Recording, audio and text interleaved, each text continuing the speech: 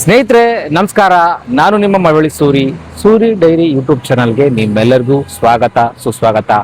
ಸ್ನೇಹಿತರೆ, ಏನು ಇತ್ತೀಚೆಗೆ ಕಳೆದ ತಿಂಗಳು ಜೂನ್ ತಿಂಗಳ ಕೊನೆಯ ವಾರದಲ್ಲಿ ಏನು KRS ಪಾರ್ಟಿಯ ಕಾರ್ಯಕರ್ತರ ಮೇಲೆ ಮಳವಳ್ಳಿ ಪಟ್ಟಣ ಪುರಸಭೆಯ ಭ್ರಷ್ಟ ಅಧಿಕಾರಿಗಳು ಮತ್ತೆ ಕರ್ತವ್ಯಕ್ಕೆ ಸರಿಯಾದ ಒಂದು ಸಮಯಕ್ಕೆ ಹಾಜರಾಗದಿರುವಂಥ ಅಧಿಕಾರಿಗಳೆಲ್ಲ ಸೇರಿಕೊಂಡು ಮಳವಳ್ಳಿ ಪಟ್ಟಣ ಪೊಲೀಸ್ ಠಾಣೆಯಲ್ಲಿ ಒಂದು FIR ದಾಖಲಿಸಿದ್ದಾರೆ. ಸ್ನೇಹಿತರೆ, ಇದು ಯಾವ ರೀತಿ ಇದೆ ಅಂತಂದ್ರೆ ನೋಡಿ, ಸಾರ್ವಜನಿಕರು ಸರ್ಕಾರಿ ನೌಕರರನ್ನ ಅಂದ್ರೆ ಅವರು ಪಬ್ಲಿಕ್ ಸರ್ವೆಂಟ್ಗಳಲ್ವಾ, ಆ ಸಾರ್ವಜನಿಕ ಸೇವಕರನ್ನ ಪ್ರಶ್ನೆ ಮಾಡುವ ಎಲ್ಲ ಹಕ್ಕುಗಳನ್ನ ಈ ದೇಶದ ಸಂವಿಧಾನ ಪ್ರತಿಯೊಬ್ಬ ಪ್ರಜೆಗೂ ಕೊಟ್ಟಿದೆ. ಸ್ನೇಹಿತರೆ, ಅದನ್ನ ಪ್ರಶ್ನೆ ಮಾಡಿದ್ರು ಅನ್ನೋ ಒಂದೇ ಒಂದು ಕಾರಣಕ್ಕೋಸ್ಕರ ಈ ರೀತಿ ಇವ್ರ ಮೇಲೆ FIR ಆಗಿರೋದು ನಿಜಕ್ಕೂ ಒಂದು ಬೇಸರದ ಸಂಗತಿ. ದಿನಾಂಕ 2/7/2026 ಒಂದು ದೊಡ್ಡ ಮಟ್ಟದ ಒಂದು ಮಳವಳ್ಳಿ ಚಲೋ ಅಂತ ಒಂದು ಹೋರಾಟನ ಹಮ್ಮಿಕೊಂಡಿದ್ದಾರೆ KRS ಪಾರ್ಟಿ ಅವರು. ಸಾಧ್ಯವಾದಷ್ಟು ಮಳವಳ್ಳಿಯ ಜನತೆ, ನೊಂದಿರುವಂತ ಜನತೆ ಈ ಹೋರಾಟಕ್ಕೆ ಬೆಂಬಲಿಸಬೇಕು ಅಂತ ನಾನು ಕೂಡ ಒಂದು ಜನತೆಯಲ್ಲಿ ಮನವಿ ಮಾಡ್ಕೊಳ್ತೇನೆ. ಬನ್ನಿ, KRS ಪಾರ್ಟಿಯವರು ನನಗೆ ಒಂದು ರಸ್ತೆಯಲ್ಲಿ ಸಿಕ್ಕಿದ್ರು, ಅವ್ರನ್ನ ಮಾತಾಡ್ಸಿದ್ದೀನಿ, ಕೇಳಿಸ್ಕೊಳ್ಳಿ ಸ್ನೇಹಿತರೆ. ನಮಸ್ಕಾರ ಬಂಧುಗಳೇ. ನಾವು ಇವತ್ತು ಮಂಡ್ಯ ಜಿಲ್ಲೆ ಮಳವಳ್ಳಿ ತಾಲೂಕಲ್ಲಿದ್ದೀವಿ. ನಿಮಗೆಲ್ಲ ವಿಚಾರ ಏನಪ್ಪ ಅಂದರೆ, ಇದು 22ನೇ ತಾರೀಕು ನಮ್ಮ KRS ಪಕ್ಷ ಸೈನಿಕರು ಪುರಸಭೆಯಲ್ಲಿ ಒಂದು ಲಂಚ ಮುಕ್ತ ಅಭಿಯಾನ, ಒಂದು ಸಾರ್ವಜನಿಕರ ಕುಂದುಕೊರತೆಯ ಬಗ್ಗೆ ಕಂಪ್ಲೇಂಟ್ ಬಂದ ಸಂದರ್ಭದಲ್ಲಿ ಇಲ್ಲಿನ ಮುಖ್ಯಮಂತ್ರಿ ಹೇಳಿದಂಥ ಸರಿಯಾಗಿ 10 ಗಂಟೆಗೆ ಸರ್ಕಾರಿ ನೌಕರು ಬರಬೇಕು, ಅದರೊಳಗೆ ತಂಬು ಕೊಡಬೇಕು, 10 ಗಂಟೆ ಮೇಲೆ ಬಂದರೆ ತಂಬು ಅಪ್ಸೆಟ್ ಮಾಡಲ್ಲ ಅಂತ ಹೇಳಿದ್ವಿ. ಅದಕ್ಕೆ ಸಮೀಕ್ಷೆ ಮಾಡೋಕ್ಕೋಸ್ಕರ KRS ಪಕ್ಷ ಸೈನಿಕರು ಪುರಸಭೆಗೆ ಹೋದಂಥ ಸಂದರ್ಭದಲ್ಲಿ, ಅಲ್ಲಿನ ಕಚೇರಿ ಲೈವ್ ಮಾಡುವಂಥ ಸಂದರ್ಭದಲ್ಲಿ ಸುಮಾರು 11 ಕಾಲಿಗೆ ಬಂದಂಥ ನವೀನ ಕುಮಾರಿ ಸಿವಿಲ್ ಇಂಜಿನಿಯರು ಬಂದು ಕೂಗಾಡಿದರು, ಯಾಕೆ ಲೈವ್ ಮಾಡ್ತಾ ಇದ್ದೀರಾ, ನಿಮ್ಗೆ ಯಾರು ಅಧಿಕಾರ ಕೊಟ್ಟವರು, ಆಫೀಸ್ ನಂದು, ನನ್ನ ಆಫೀಸು ಅಂತ. ಯಾವುದೇ ರೀತಿ ಸರ್ಕಾರಿ ಅಧಿಕಾರಿಗಳಿಗೆ ಒಂದು ಎಚ್ಚರಿಕೆ ಮಾತು ಕೊಡ್ತಾ ಹೇಳ್ತಾ ಇದ್ದೀನಿ, ಸರ್ಕಾರಿ ಕಚೇರಿ ಯಾವುದೇ ರೀತಿ ನಿಮ್ದಲ್ಲ. ಸಾರ್ವಜನಿಕರು ತೆರಿಗೆ ಹಣದಲ್ಲಿ ಸಂಬಳ ತಗೊಳ್ಳುವಂಥ ಅಧಿಕಾರಿಗಳು ಸಾರ್ವಜನಿಕರ ಕೂಲಿ ಹಾಳಾಗಿ ಕೆಲಸ ಮಾಡಬೇಕೆ ವಿನಾ ಸಾರ್ವಜನಿಕರೇ ಮಾಲೀಕರು. ಯಾವುದೇ ರೀತಿ ನೀವು ಮಾಲೀಕರಲ್ಲ. ಸರ್ಕಾರಿ ಅಧಿಕಾರಿಗಳು AC ಇರ್ಬೋದು, DC ಇರ್ಬೋದು, ನಿಮ್ಮ CO ಇರ್ಬೋದು, ಸರ್ಕಾರಿ MLA ಸುಧಾ ಇನ್ಕ್ಲೂಡು.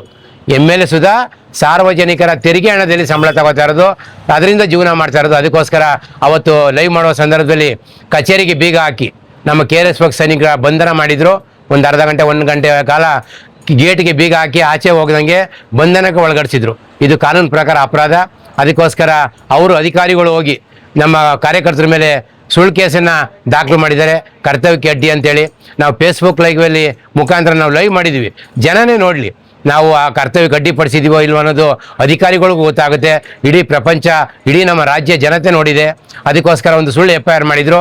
ಅದಕ್ಕೋಸ್ಕರ ನಾವು ಇದೇ 2ನೇ ತಾರೀಕು ಗುರುವಾರ ನಾಳೆ ಮಳವಳ್ಳಿ ಚಲೋ ಕಾರ್ಯಕ್ರಮವನ್ನು ಹಮ್ಮಿಕೊಂಡಿದ್ದೀವಿ. ದಯವಿಟ್ಟು ಮಳವಳ್ಳಿಯ ಎಲ್ಲ ರೈತ ಬಂಧುಗಳು, ಎಲ್ಲ ಪ್ರಗತಿಪರ ಸಂಘಟನೆಗಳು, ಎಲ್ಲ ರೈತ ಬಂಧುಗಳು ಬರಬೇಕು ಅಂತ ಕೇಳ್ಕೊತಾ ಇದ್ದೀವಿ. ಈ ಮಳವಳ್ಳಿ ಚಲೋ ಕಾರ್ಯಕ್ರಮಕ್ಕೆ ನಮ್ಮ ರಾಜ್ಯಾಧ್ಯಕ್ಷರಾದಂಥ ದೀಪಕ್ CN ಅವರು ಬರ್ತಾ ಇದ್ದಾರೆ, ಹಾಗೂ ರಾಜ್ಯ ಕಾರ್ಯಾಧ್ಯಕ್ಷರು ರಘು ಜಾಣಗೆರವರು ಬರ್ತಾ ಇದ್ದಾರೆ. ಮಳವಳ್ಳಿ ಎಲ್ಲ ರೈತ ಬಂಧುಗಳು ಬರಬೇಕು. ಮತ್ತು ಮೈಸೂರು, ಚಾಮರಾಜನಗರದಿಂದ, ಮಂಡ್ಯದಿಂದ ನಮ್ಮೆಲ್ಲ KRS ಪಕ್ಷ ಸೈನಿಕರು ಈ ಚಲೋ ಕಾರ್ಯಕ್ರಮಕ್ಕೆ ಆಗಮಿಸ್ತಾ ಇದ್ದಾರೆ. ದಯವಿಟ್ಟು ಎಲ್ಲ ಬರಬೇಕು ಅಂತೇಳಿ ನಾವು ಕೇಳ್ಕೊತಾ ಇದ್ದೀವಿ. ನಮಸ್ತೆ ಬಂಧುಗಳೇ, ಮಳವಳ್ಳಿ ಜನತೆಯ ಎಲ್ಲ ನನ್ನ ಬಂಧುಗಳಿಗೆ ನಮಸ್ಕಾರಗಳು. ವಿಷಯ ಏನಪ್ಪ ಅಂದರೆ, ನಾವು ನಾಳೆ ಮಳವಳ್ಳಿ ಚಲೋ ಕಾರ್ಯಕ್ರಮ ಇಟ್ಕೊಂಡಿದ್ವಿ. ಈ ಕಾರ್ಯಕ್ರಮದ ಉದ್ದೇಶ ನೀವೇ ನೋಡಿದ್ದೀರಾ.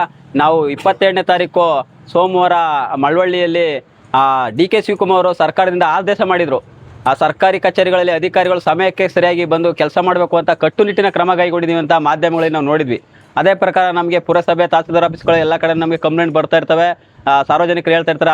ಆ ವಿರುದ್ಧವಾಗಿ ನಾವು ಅವ್ರನ್ನ ಕಂಪ್ಲೇಂಟ್ಗಳು ತಗೊಂಡು ಮತ್ತೆ ಸಮಯಕ್ಕೆ ಬರ್ತಾ ಇದ್ದಾರೆ ಅಂತ ನಾವು ಅವತ್ತು ಪುರಸಭೆಗೆ ಹೋಗಿದ್ವಿ. ಪುರಸಭೆಗೆ ನಾವು 10:10ಕ್ಕೆ ಹೋಗಿ ಅಲ್ಲಿ ನಾವು ಎಲ್ಲ ವೀಡಿಯೋಗಳ ಲೈವ್ ಮುಖಾಂತರನೇ ನೀವೆಲ್ಲ ನಾವು ನಮ್ಮ ಫೇಸ್ಬುಕ್ಕಲ್ಲಿ ಮಳವಳ್ಳಿ ಫೇಸ್ಬುಕ್ಕಲ್ಲಿ ಲೈವ್ ಮಾಡಿದ್ವಿ. ನೋಡಿ, ಅಲ್ಲಿ ನಾವು ಪ್ರಶ್ನೆ ಮಾಡಬೇಕಾದ್ರೆ ಎಲ್ಲರೂ ನಾವು ಹೋಗಿ ವಿಡಿಯೋ ಮಾಡಿದ್ಮೇಲೆ ಎಲ್ಲರೂ ಬಂದರು.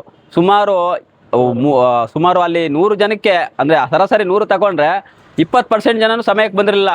ನಾವು ಹೋಗಿ ಯಾವಾಗ ಲೈವ್ ಹಿಡಿದೋ ಅವಾಗ ಎಲ್ಲರೂ, ಅದು ಯಾರೋ ಫೋನ್ ಮಾಡಿ ಇನ್ಫಾರ್ಮ್ ಮಾಡಿದ್ಮೇಲೆ ಎಲ್ಲರೂ ಸ್ಪೀಡಾಗಿ ಬರ್ತದೆ. ಆದ್ರೂ ನಾವು ಹೋದ್ಮೇಲೆ ಅವ್ರು 10:30, 10:45 ಗಂಟೆ ಎಷ್ಟೋ ಜನ ಬಂದರು.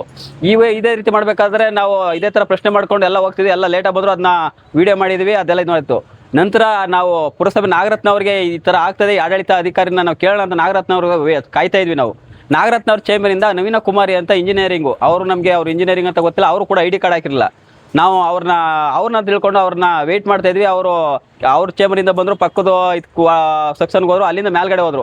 ಅವಾಗ ನಾವು ಅವ್ರೇನೋ ಅಂದ್ಬಿಟ್ಟು ನಾವು ಅವ್ರು ಹೋಗಿ ಕೇಳಿದಾಗ ಅವ್ರು ಹೇಳಿದ್ರು ನಾವು ನಾಗರತ್ನವರಲ್ಲ, ನಾವು ನವೀನ ಕುಮಾರಿ ಕಿರಿ ಅಂತ. ನಾವು ಕೇಳಿದಿಷ್ಟೇ, ಮೇಡಮ್ ನಾವು ನಾಗರತ್ನ ನಾವು ನಿಮಗೋಸ್ಕರ 1 ಅವರಿಂದ ವೆಯ್ಟ್ ಮಾಡ್ತಾ ಇದ್ವಿ, ಅರ್ಧ ಗಂಟೆ ಕೂತಿದ್ವಿ, ಆಮೇಲೆ ನಮ್ಮ ಮೇಡಮನ್ನು ಕಳಿಸಿದ್ವಿ, ನೀವು ಹೇಳಲಿಲ್ಲ ಸರಿಯಾಗಿ ಅಂತ ಅಂದಾಗ ಅವರು ಇಲ್ಲೋದು ಮತ್ತು ನಾವೇನು ಕೇಳ್ತೀವಿ ಅದು ಹೇಳ್ತಾ ಇಲ್ಲ.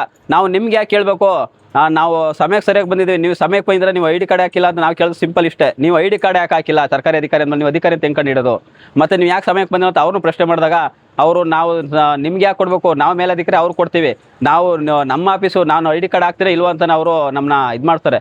ಅದು ಮಾತು ಬೆಳೆದು ಅಲ್ಲಿ ಘಟನೆ ಆಗಿದ್ದು ನೀವು ನೋಡಿದ್ರಾ, ಮಧ್ಯದಲ್ಲಿ 3 ವ್ಯಕ್ತಿಗಳೆಲ್ಲ ಬರ್ತಾರೆ. ನಾವು ಹೇಳೋದು ಇಷ್ಟೇ, ಇದಾದ್ಮೇಲೆ ಮುಂದುವರಿದು ಅಲ್ಲಿ ಗಲಾಟೆ ಆಗ್ತದೆ, ನಾಗರತ್ನ ಅವರು ಬರ್ತಾರೆ, ಎಲ್ಲ ಆಯಿತು. ಅದಾದಮೇಲೆ ನಮ್ಮನ್ನೇ ಅಕ್ರಮವಾಗಿ ಅಲ್ಲೇ ಬಂಧನದಲ್ಲಿ ಇಟ್ಕೋತಾರೆ KRS ಪಕ್ಷದ ಎಲ್ಲ ವೀಡಿಯೋಗಳಿದೆ ನೋಡಿ.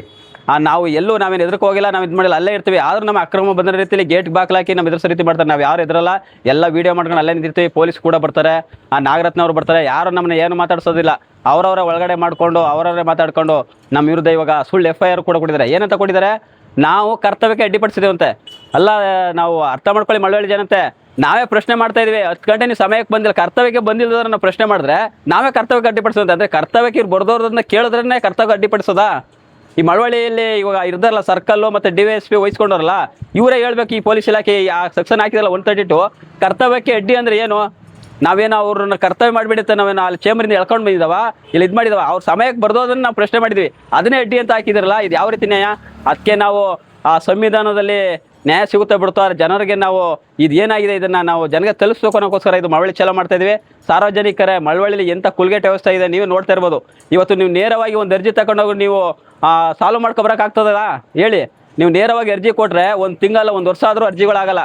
ನೀವು ಬ್ರೋಕರ್ದ ಕಾಂಟ್ಯಾಕ್ಟ್ ಮಾಡಬೇಕು, ಇಲ್ಲ ಅಧಿಕಾರಿಗಳಿಗೆ ಹೋಗಿ ನೀವು 10,000-20,000 ಲಂಚ ಕೊಟ್ಟರೆ ಕೆಲಸ ಆಗ್ತದೆ.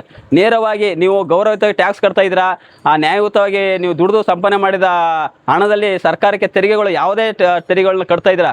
ನಿಮ್ಮ ತೆರಿಗೆ ಮಾತ್ರ ಮೋಸ ಇಲ್ಲ, ಎಲ್ಲ ರೀತಿಯಲ್ಲಿ ನಿಮ್ಗೆ ಕೇಳೋ ಪರ್ಮಿಷನ್ ತಗೋದೇ ಟ್ಯಾಕ್ಸ್ಗಳು ತಗೋತಿದ್ದಾರೆ. ಆದರೆ ನಿಮಗೆ ಸೇವೆಗಳು ಕೊಡ್ತಿದ್ದೀರಾ. ಯಾವ್ದಾರು ಕಚೇರಿಗೆ ಹೋದರೆ ಬನ್ನಿ ಕೂತೇಳಿ ಸರ್, ಏನು ಸೇವೆ ಬೇಕು, ನಮ್ಮಲ್ಲಿ ಇಂಥ ಅನುದಾನಗಳಿದೆ, ಇಂಥ ಸೌಲಭ್ಯಗಳಿದೆ, ಇದಕ್ಕೇನು ಕಾಸು ಕೊಡೋಂಗಿಲ್ಲ, ಫೀಸ್ ಕೊಡೋಂಗಿಲ್ಲ, ಏನು ಬೇಕು ಬರ್ಕೊಳ್ತೀವಿ ಹೇಳಿ ಸರ್ ಅಂತ ಯಾವತ್ತಾರು ಮಾಡಿದಾರ? ಸಾಮಾನ್ಯ ಸಭೆಗೆ ಯಾವತ್ತಾರು ಕರೆದಿದ್ದಾರಾ? ನಿಮ್ಮ ಪೂರ ಇದ್ರಲ್ಲಿ ನಿಮಗೆ ಗ್ರಾಮ ಪಂಚಾಯತಿ ಹಳ್ಳಿ ಕಡೆಗಳ ಗ್ರಾಮ ಪಂಚಾಯತಿ ಬರ್ತಾರೆ, ಯಾವತ್ತಾರು ಸಾಮಾನ್ಯ ಸಭೆ ಹಳ್ಳಿಗಳು ಬಂದು ಮಾಡಿರೋದು ನೋಡಿದ್ದೀರಾ? ನಿಮಗೆ ಯಾವ್ದಾರು ಸೌಲಭ್ಯಗಳು ಈ ಥರ ಇದೆ ಅಂತ ನಿಮ್ಗೆ ಹೇಳಿದ್ದೀರಾ? ಈ ಥರ ಎಲ್ಲ ಮಾಡ್ತಾ ಇದ್ದಾರೆ ಅಧಿಕಾರಿಗಳು. ಇಂಥ ಭ್ರಷ್ಟ ಅಧಿಕಾರಿಗಳನ್ನ ಆ ಥರ ಕೇಳಕ್ಕೆ ಹೋದ್ರೂ ಸುಳ್ಳು ದೂರ ಆಗ್ತಾರಲ್ಲ, ಆ ವಿರುದ್ಧವಾಗಿ ನಾವು ದೊಡ್ಡ ಧ್ವನಿಯಾಗಿ ಎದ್ದೇಳಕ್ಕೆ ನಾವು ನಾಳೆ ಮಳವಳ್ಳಿ ಚಲೋ ಕಾರ್ಯಕ್ರಮ ಮಾಡ್ತಾ ಇದ್ದೀವಿ. ದಯವಿಟ್ಟು ಇದೆಲ್ಲ ನೋಡ್ತಾ ಇರೋವಂಥವ್ರು ಇಂಥ ಭ್ರಷ್ಟ ಅಧಿಕಾರಿಗಳನ್ನ ನೀವು ವಿರೋಧಿಸ್ತೀನಿ ಅಂದರೆ ನಮಗೆ ಕೈ ಜೋಡಿಸಿ ಅವ್ರ ಪರ ನಿಂತ್ಕೊಳ್ತೀರಿ ಅಂದರೆ ಅವ್ರು ಬೆಳೀತಾರೆ, ನಿಮ್ಮನ್ನ ತುಳಿತಾರೆ. ನೀವು ತುಳಿಸ್ಕೊಂಡು ಇದ್ದೇರಿ. ಬ್ರಿಟಿಷ್ ಕಾಲಕ್ಕೂ ಈ ಕಾಲಕ್ಕೂ ವ್ಯತ್ಯಾಸ ಇಲ್ಲದಂಗುತ್ತೆ. ನೀವು ಭ್ರಷ್ಟ ಮುಕ್ತ ಮಳವಳ್ಳಿ ಮಾಡಬೇಕು ಅಂದರೆ ನಾಳೆ ನಮ್ಮ ಜೊತೆ ಕೈ ಜೋಡಿಸಿ ಅಂತ ನಿಮಗೆ ಕೈ ಮುಗಿದು ಕೇಳ್ಕೊಳ್ತಾ ಇದ್ದೀನಿ. ಧನ್ಯವಾದಗಳು. ಕೇಳಿಸ್ಕೊಂಡ್ರಲ್ಲ ಸ್ನೇಹಿತರೆ ನೋಡಿ, ಪ್ರಜಾಪ್ರಭುತ್ವದ ದೊರೆಗಳು ಅಂತಂದ್ರೆ ಅವರು ಪ್ರಜೆಗಳೇ ಹೊರತು ಸರ್ಕಾರಿ ಸೇವಕರಲ್ಲ.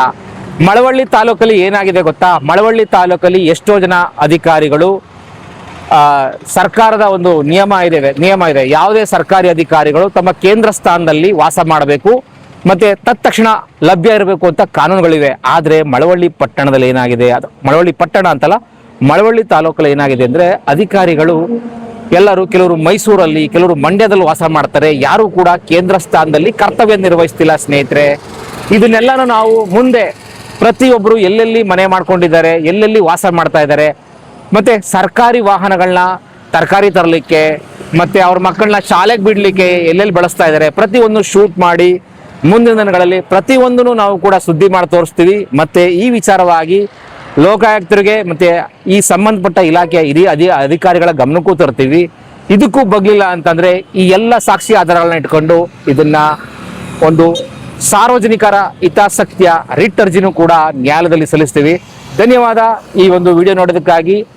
ಸಾಧ್ಯವಾದಷ್ಟು ಹೆಚ್ಚು ಜನ KRS ಪಾರ್ಟಿನ ಬೆಂಬಲಿಸಿ. ಯಾಕೆ ಅಂತಂದ್ರೆ ನಮ್ಮ ನೋಡಿ, ವೆಸ್ಟ್ ಬೆಂಗಾಲ್ ಇರ್ಬೋದು, ತಮಿಳುನಾಡು ಇರ್ಬೋದು, ಇಲ್ಲೆಲ್ಲ ಒಂದು ದೊಡ್ಡ ಬದಲಾವಣೆಯ ಒಂದು ಹೊಸ ಪರ್ವ ಆರಂಭ ಆಗಿದೆ.